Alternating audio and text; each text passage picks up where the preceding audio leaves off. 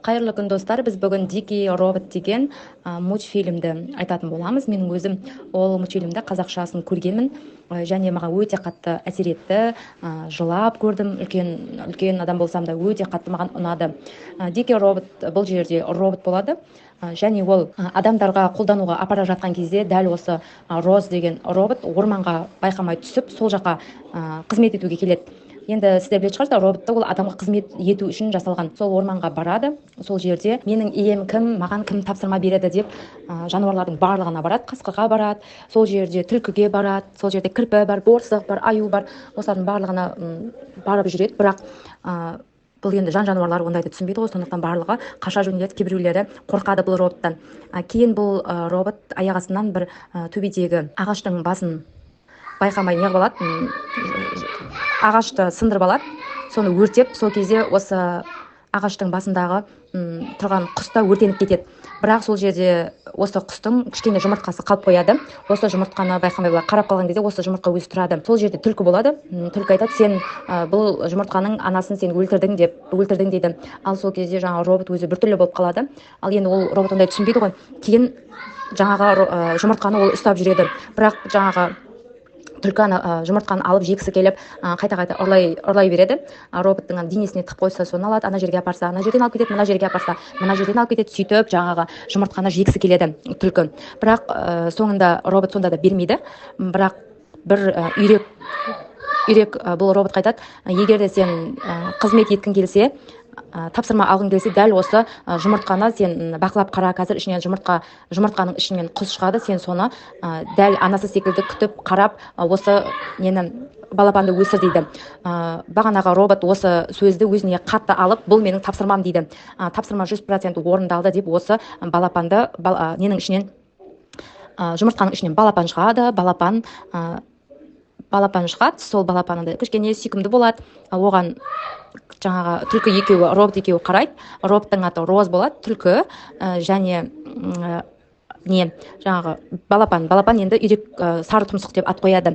Енді бұл мультфильм өте керемет, енді өте қатты өзіме ұнады. Сіздерге де қарауға кеңес беремін. Осы балапанды қалай жетілдіріп, қалай өсіріп, қалай енді адамдардың арасында болмаған махаббат, адамдардың баласына деген махаббат, баласына махаббаты ашыла алмайтын аналарға байланысты, және осындай дәл қазіргі заманда осы шынайы махаббат осы робот көрсетеді ғой. Енді әрі қарай жалғастырайын. Осы балапанды шамалы өседі, оның жүргенін, оның тұрғанын, оған қалай жем табу керек, ол балық жеу керек, осы балықты қалай аулайды. Жаңағы робот осы балапанға балық аулап береді. Сөйтіп жүріп, жаңағы түлкі де кімнің арқасында, бағанағы балапанның арқасында ол да балық жейді. Сөйтіп күндері өтеді, жаңағы сары тұмсығы өседі. Жаңағы балапан өзі сияқты үйректердің ортасында бір күні қалып қояды. Ал үйректер олар уже өскен, саналы түрде. Сондықтан ол өзінің достарының қасында өспейгесін, ол ұша алмайтын болып қалады жаңағы. Содан кейін ол өзі Роз біртүрлі болып, осы балапанға түлкі екеуі ұшуды үйретеді. Енді анау робот пен түлкі екеуі кәдімгі әке мен шеше сияқты кішкентай баланы қалай тәрбиелейді, сол кішкене бөпе кезінен бастап өсіргенге дейін, үлкен болғанға дейін қалай тәрбиелесе, жаңағы түлкі мен робот екеуі дәл солай балапанды тәрбиелейді ғой. Қалай ұшу керек, қалай қону керек, қай жерден ұшу керек, төбеден ұшу керек па, осының барлығын бақылап, күзге таман ұшып кетуін енді қадағалайды. Және бұл жерде тағы да орманның ішіндегі аңдардың бір-біріне осы Роз келмей тұрып, аңдар бір-бірін жек көріп, бір-бірін үнемі көре алмай жүретін болған, әркімнің өз орналасатын орны, бұл менің жерім деп бір-бірімен таласып жүретін. Ал осы Роз келгелі бір-біріне деген махаббатты көріп, бір-біріне деген адал достықты көріп, осы жануарлардың барлығы бір-біріне достасады. Кейін осы Роздың флешкасы іске қосылып, адамдар жақтан осындай роботтар осы біздің орманға түсіп кеткен Розды алып кетпекші болады. Сол кезде Роз оны ешқандай жануар роботты жібергісі келмейді, бірақ қинап алып кетеді. Сол кезде бүкіл жануарлар жұмыла кірісіп, мен мындай демей барлығы жұмыла кірісіп, роботтарға қарсы шығып, осы Розды аман алып қалады. Кейін жаңағы үйректі әйтеуір бүйтіп сөйтіп ұшырып жібереді. ұшырып жібергеннен кейін бұл жерде үлкен андай қыс басталады. Қыста өте қатты енді циклон болады. Сол енді бүкіл аңдар, құстар, аюлар барлығы үсіп кетпекші болады. Бірақ жазда осы роз бен түлкінің ғана үлкен үй салады. Осы үйрек, бағанағы балапан, сары тұмсық робот және түлкі үлкен ағаштан үй салады. Ішінде ортасында андай не бар, оты бар, от жағатын. Сол кезде ал бүкіл андай қар басады орманды. Сол кезде осы роз оны түлкі қыс келеді ғой, содан кейін Роз айтады, мен енді соңғы көмектесуім керек. Дәл осы мен осы үйге барлық жан жануарлар бұндай бола берсе өліп қалады. Сондықтан сен маған көмектес. Қай жануар қай жерге тұрғанын маған көрсет дейді. Сол кезде анау түлкі басында қарсы болады, бірақ сонда да роботқа көмектеседі. Енді мен осы мультикті 6 ай ма 7 ай бұрын көргенмін. Соның өзінде де әлі неге шыққан жоқ ютубқа. Бірақ көзімнен жас шығып, мен дәл қазір қатты жылап отырмын.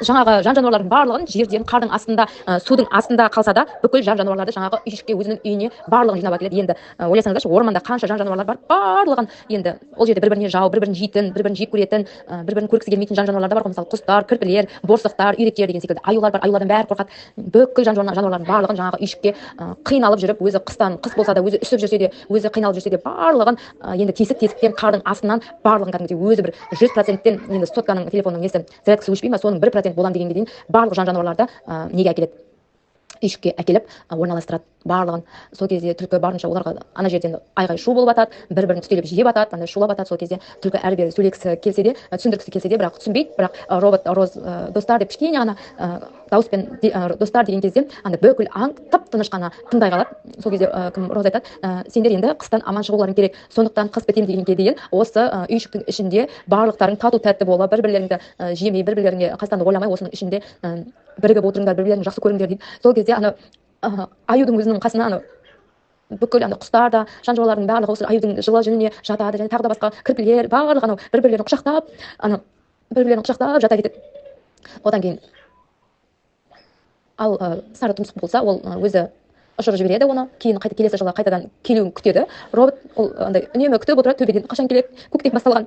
Сөйтіп анасы ғой, ана ретінде кәдімгідей қатты күтеді. Сонымен бір күні бүкіл құстар келе жатады. Бүкіл құстар келе жатқан кезде жаңағы робот қатты қуанып жүгіріп барып, ана неге барып таудың басына отыра қалады. Ана қашан ана үйрек тұмсық өзінің баласы қай жерде келе жатқанын қарап, сол бірақ келмейді. Оны андай үйрек тұмсыққа андай нелер айтқан ғой, басқа жан жануарлар сенің анаңды осы робот өлтірді деп, сондай ренжіп қалған, жақсы көремін деп айтпаған ғой. Бірақ соның бұл мультфильмде ең соңында осы роботқа бағанағы үйрек, анашым, мен сені жақсы көремін деп айтады. Ең соңында солай кино аяқталады. Роботты алып кетеді адамдар өздерінің несіне, оны да көрсетеді. Басында енді осы үйректің достары бар ғой, енді басқа үйректер, олар осы үйректі қосқысы келмейді, сондай да жағдайлар болады. Осы робот оған да көмектеседі. Енді барынша осы орманның тату болуына, осы үйректің ұшып кетуіне, қалай ұшу керек, қай кезде келу керек, ол енді кәдімгі құстар сияқты отбасыда өспегеннен кейін ол білмейді ғой. Сондықтан ана неге дауыл болған кезде енді оған 2-3 ай бойы жүріп өту керек екен ғой, жылы жерге бару үшін. Қалай жүру керек, дауыл болса қалай, енді прямо бар ғой, бәрін анық көрсеткен. Соның барлығын үйретеді ана неге. Тіпті құстардың өзі таң қалады ғой. Ең соңында осы үйрек тұмсықты андай мақтан тұтады бүкіл құстар. Сен біздің андай алдымызда ұшатын құс бол деген секілді сондай не береді оған. Сонымен осы мультикті, Дикий робот деген мультикті көруге кеңес беремін. Өте қызық, өте керемет, маған қатты ұнады. 100-ден 100%. Енді қай елдікі екенін білмеймін, ұмытып қалып тұрмын. Бірақ енді қай ел түсірсе де енді білмеймін, енді айта алмаймын. Ұнаса лайк басып тіркеліп кетіңіздер.